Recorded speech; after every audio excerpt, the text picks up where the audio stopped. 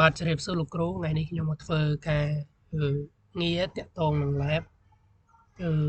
topic តាក់ទងនឹង data security តាក់ទងនឹង symmetric encryption ជាដំបូងខ្ញុំបង្កើត file AU41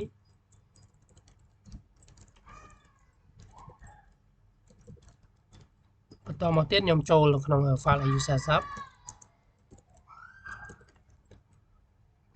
តមកខ្ញុំបង្កើត file ក្នុង AU40 មួយទៀតដែលមានកន្ទុយ .txt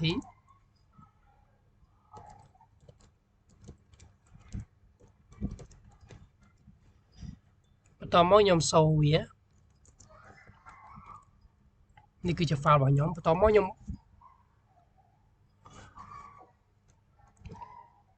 ទៀតខ្ញុំ copy file ទាំងអស់នេះ text ទាំងអស់នេះចូលក្នុង AU40 របស់ខ្ញុំ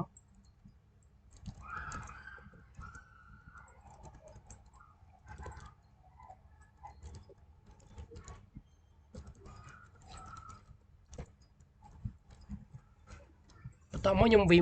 មើល text ទាំងអស់ហ្នឹង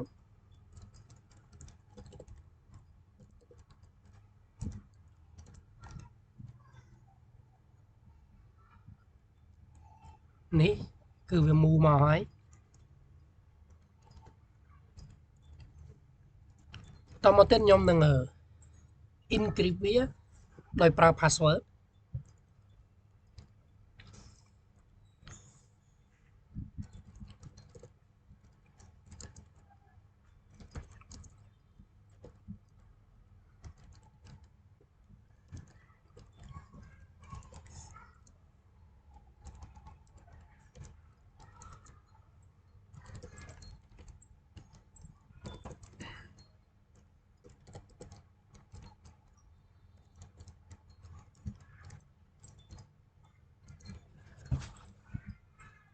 មកកូដនេះមានន័យថាមួយ line មានន័យថា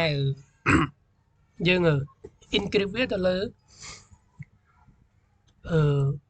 file មួយដែលមានឈ្មោះថា au40.txt ដែលឲ្យវា random តមកទៀតយើងសេទៀត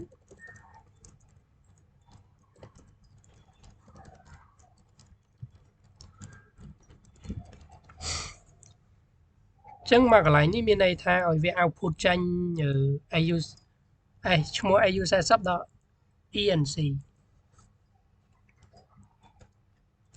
តមកយើងដាក់ password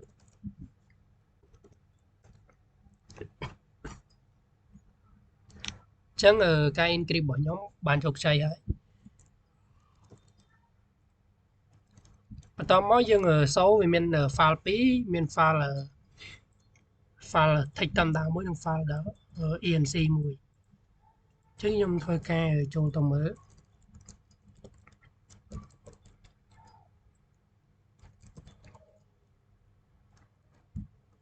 ចឹងនេះគឺជា file វាបាន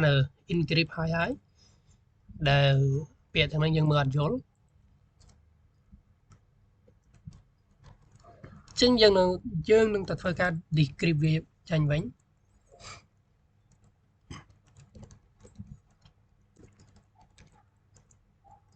ដក D តំណាងឲ្យ decrypt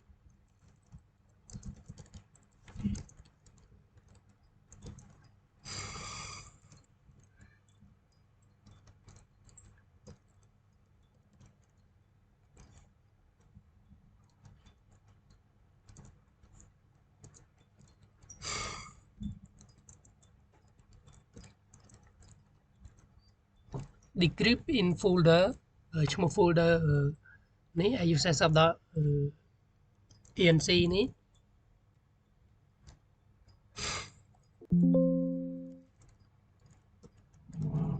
open asl enc.d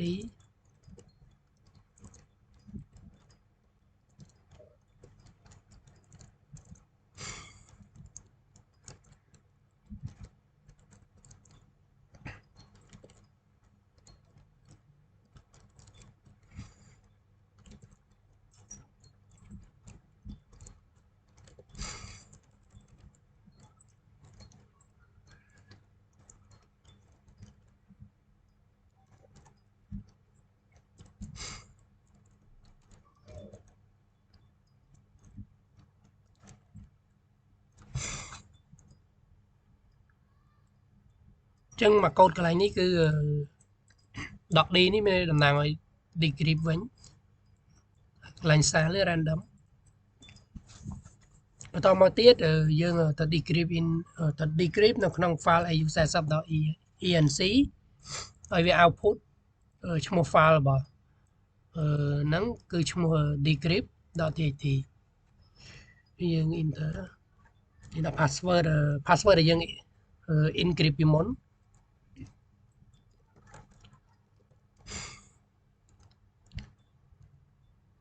ម្ដងទៀត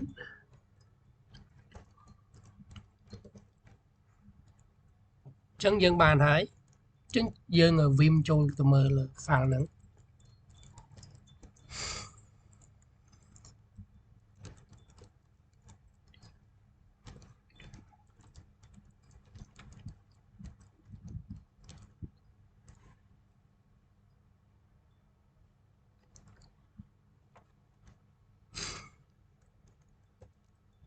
អញ្ចឹង file របស់យើងគឺ decrypt វិញហើយអញ្ចឹងវីដេអូរបស់ខ្ញុំមានតែប៉ុណ្្នឹងអរគុណលោកគ្រូ